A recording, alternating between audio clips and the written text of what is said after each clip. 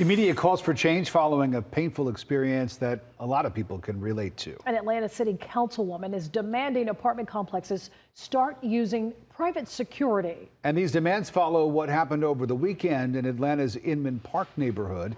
Investigators say these two people had something to do with dozens of cars broken into at an apartment complex. Atlanta News First Brittany Ford has the story. The cleanup and the costly repairs.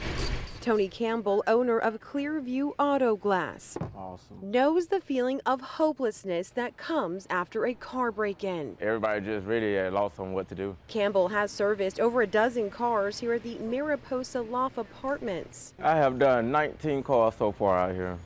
A lot of people have been devastated. The complex where over 100 cars were broken into Saturday, the latest example of an issue plaguing Metro Atlanta. And ultimately, at the end of the day, this is not good for our city. Councilwoman Keisha Waits is co-authoring legislation to hold apartments accountable. Any apartment complex that has an excess of 500 individuals living there in one place, multifamily housing, you would be required to have commercial grade surveillance cameras as well as additional lighting. Wade says surveillance video is critical in solving these types of crimes, as seen here where Atlanta police was able to release the suspect's photos in the Inman Park break-ins. The additional cameras simply are a tool so that we can go ahead and feed into live footage and we can possibly apprehend individuals. And while bad circumstances make for good business, Campbell agrees more needs to be done. I hate to see it.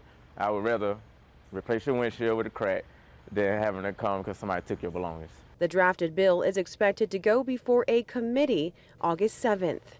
Brittany Ford, Atlanta News First.